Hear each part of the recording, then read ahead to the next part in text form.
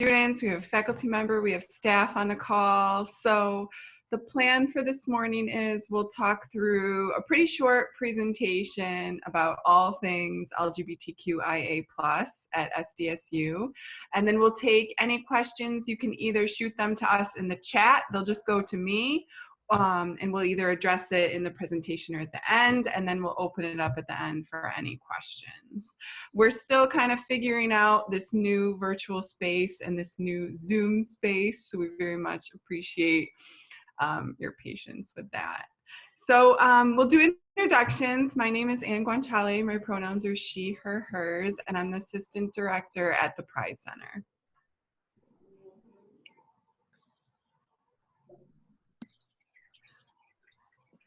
Hey everybody, my name is Wesley Palau. My pronouns are they, them, theirs, and I'm the coordinator at the Pride Center.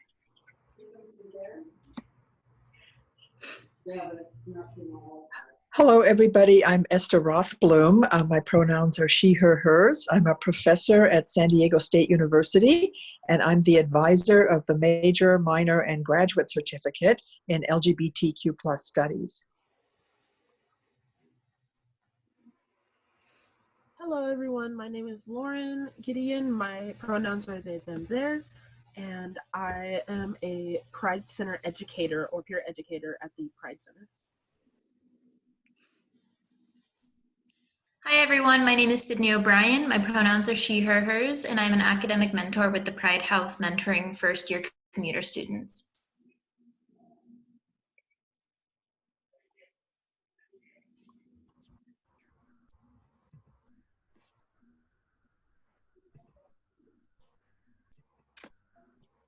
Oh, got you. Okay, go ahead.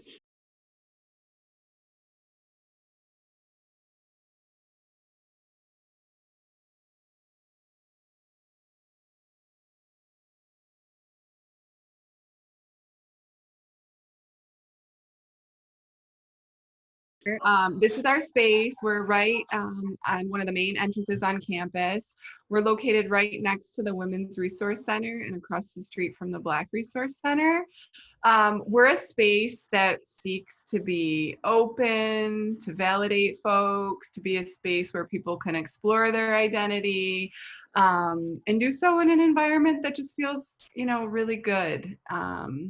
And then we also work to creating a campus environment that is also just safe and affirming for folks of all gender identities and sexual orientations. So every academic year we have the opportunity to hire staff for the Pride Center. Our Pride Center staff is made up of 2 professional staff, Ann and I. We have 2 graduate assistants, 5 Pride Center educators, also known as PCEs, 4 peer mentors for the Pride House mentor program, and 2 Safe Zone fellows. And then on the left hand on the screen, you can go ahead and see what Ann was talking about in the earlier slide about how we seek to support, educate, advocate, and lead in our center as the main LGBT hub here at SDSU.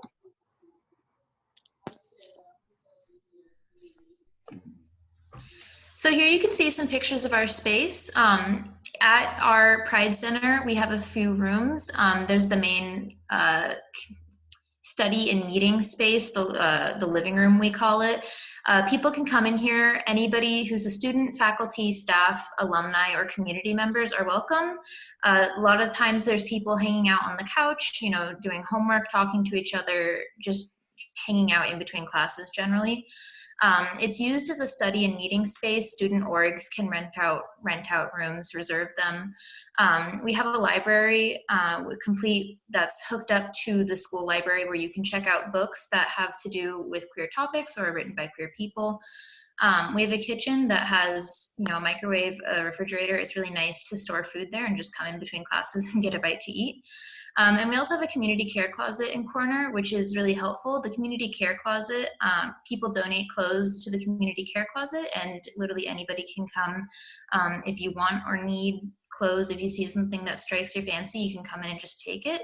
And the community care corner has snacks, study materials, hygiene materials, Basically, anything that you kind of would want while you're on campus, you can come and take.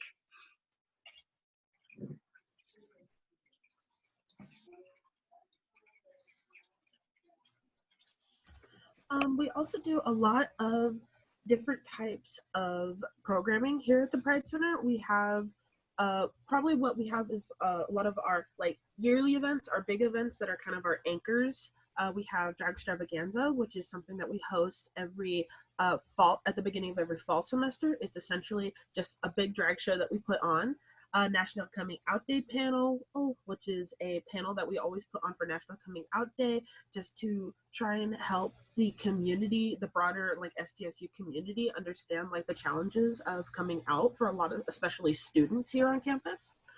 We have the Trans Week of Empowerment, which is something that we just recently celebrated, which is essentially just a week-long series of events that we put on different sorts of programming that are meant to like empower and educate about trans identities. We have the Queer and Trans People of Color Retreat, which is something QTPOC, Queer and Trans People of Color, is a group that we host in general at the Pride Center, or just to specifically give a space for queer and trans people of color, or that they can feel safe and find community.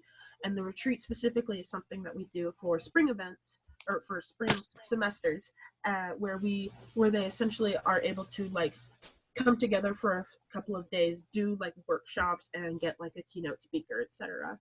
We also help out with San Diego Pride. We generally are at least like having something to do with the SDSU contingent who walks during the parade. And we co-host Lavender Graduation with Safe Zones.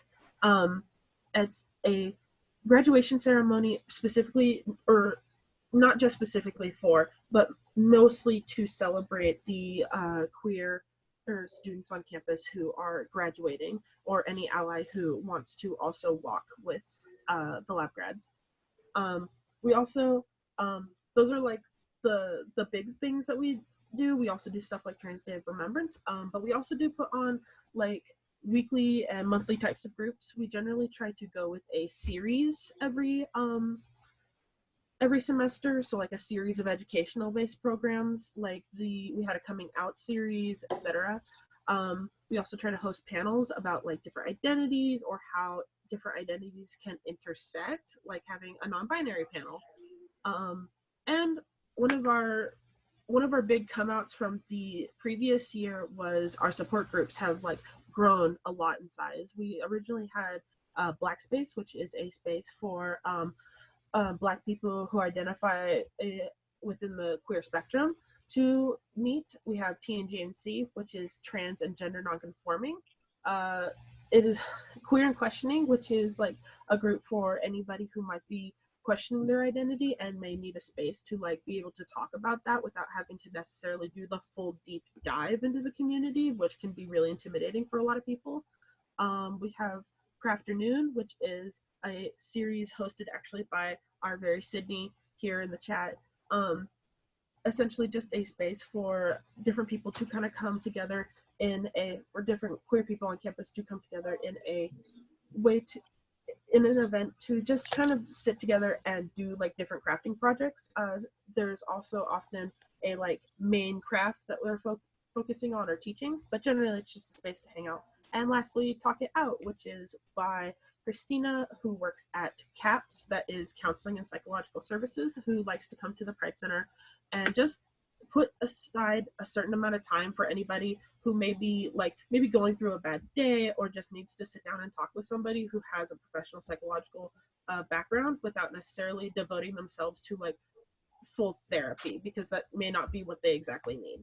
But yeah, that's just like even that was a lot of talking, and that's not even like half of what we do at the Pride Center. Like we do so much every semester.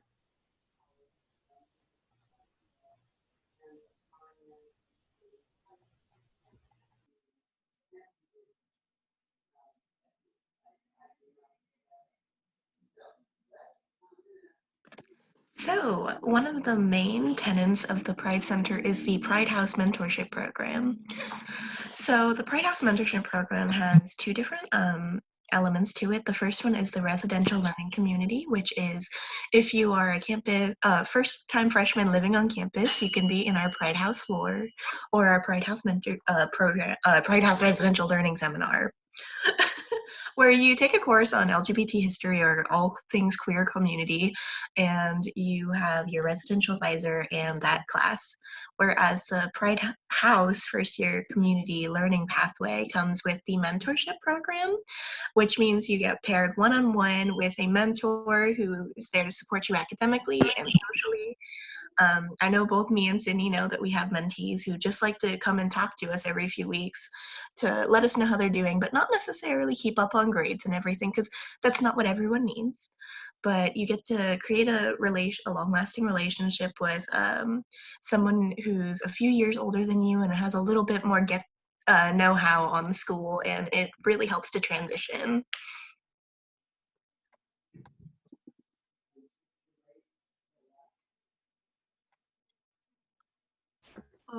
So SDSU, besides the Pride Center, hosts like a lot of different identity centers, which is part of the division that was created, the Division of Diversity and Innovation, essentially a division within the entire school to host all sorts of identity centers to be able to essentially enable a space for any community who might be coming into San Diego State that would need a little extra help or support potentially. So of course we have the Pride Center. The Pride Center was actually the first specific identity center that was created in 2014. Of course, there is the Center for Intercultural Relations, which came first of all of them. The Center for Intercultural Relations is generally a broader spectrum type of center, which celebrates a lot of different types of identities and ideals, and just kind of a broader meeting space. They do a lot of stuff that's helpful in terms of like career building. We also have the Women's Resource Center, the WRC, which is right across the way, like literally 5 feet away from the Pride Center entrance. We have the Black Resource Center, which opened in just recently in 2018. And we have most recent ones, we don't even have all of these updated, but we have the Latinx Resource Center, which is opening up soon, but we also have the Native Resource Center, which has just been established last semester, as well as we're currently working to open an undocumented resource center. So like, even if the Pride Center isn't necessarily the space that is best to support you, there's a lot of different spaces based on like our intersections of identities that are there to support you on SDSU's campus and are putting on just as much programming that I was explaining before that the Pride Center does, and broader more. Like, it's great.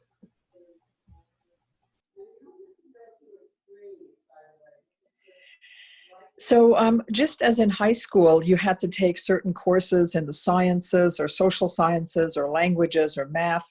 At college, too, there are certain what we call general education requirements.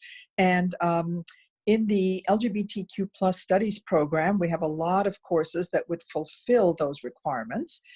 Also, you can major or minor in LGBTQ plus studies. And I'm the advisor for that program. And if you're interested in declaring a major or minor in LGBTQ plus studies, just come and see me in the fall or email me in the fall when you're registered. And we have offered over 50, I think, different courses in the last 5 years as part of this major and minor. Also, we have a lot of internships where you can work in the community and get course credit. And also, as was said earlier, we're part of Lavender Graduation, where students who identify as LGBTQ plus or allies participate. Our virtual Lavender Graduation will happen this May, and we have over 100 students who have signed up, and they will get a rainbow cord to wear with their Black graduation outfit. So I hope to see some of you this fall.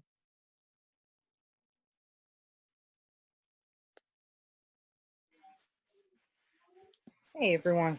So Safe Zones is an organization that works with the Pride Center to put on trainings throughout our semester. We usually put on 2 general trainings.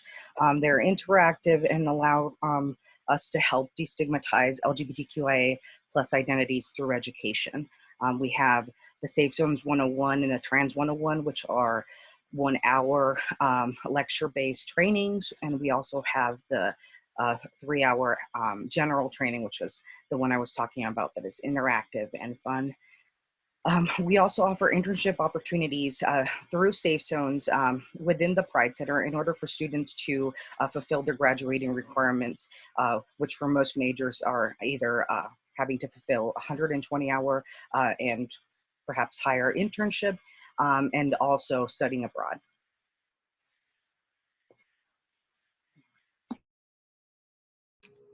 So we have as Lauren said, we have so many events, it's hard to name them all. We have so many campus resources and campus partners that we love to work with. It's hard to name them all, but here's a few that we call on almost daily.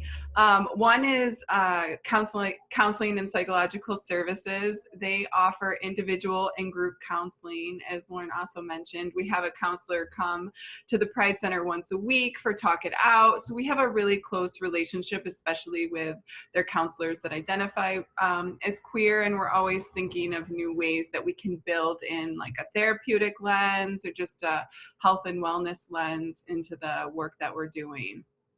And then this is a picture of their building. They're probably a 5-minute walk from us. Within that building, there's also student health services. So they offer gender affirming treatment, STD and HIV testing, PrEP and PEP consultations, just to name a few. We can always refer you to doctors over there that we really like working with. And then further down the way on campus is the registrar's office. And we work with them regularly on changing legal name or changing preferred or chosen name, and also changing gender markers. And we're always in the process of making that a little smoother and easier for folks. We're happy to be an advocate. We're happy to go with you to talk through the process on campus and off campus as well. Wes is really versed in some of the legal aspects of that too. So let us know if that interests you.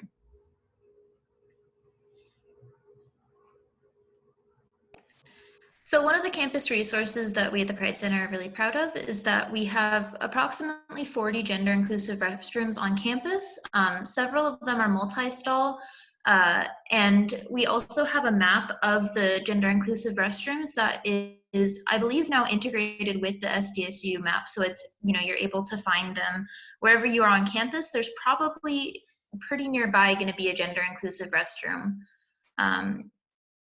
Sorry, I have a bunny licking me. Very distracting. But yeah, it's incredibly helpful to have gender inclusive restrooms on campus, and several of them being multi-stall are much more accessible than, if one person is in the restroom at a time. And on campus, we have several LGBTQ plus student organizations and some Greek life. We have Safe Zones, which was previously talked about. We have Out in Business, which is a student organization that is for queer business majors. We have the Queer Student Union, which is kind of a general multi-purpose student org for queer people. They do a lot of event hosting. We have OSTEM, which stands for Out in STEM, which I'm actually president of this year. We are a student organization for queer students and ally students who are in STEM, who are interested in STEM, who don't mind us talking about STEM. And STEM, if you don't know, is science, technology, engineering, and mathematics. And then we have Delta Lambda Phi, DLP, which is the queer frat on campus. And that's about it.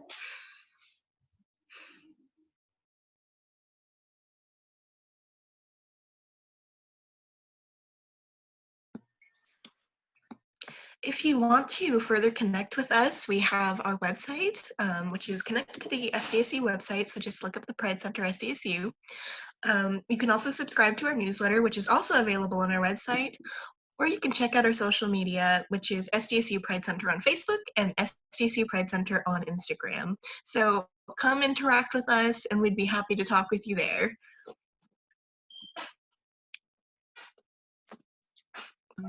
So that's all we have. I wanted to leave our general email that Wes and I check, and Esther, Professor Rothblum's email as well, if you want to learn more about the academic side of things. And of course, follow us, as Christian said, on Instagram and Facebook at SDSU Pride Center. So I just wanted to open it up for questions. Feel free, if you can raise your hand.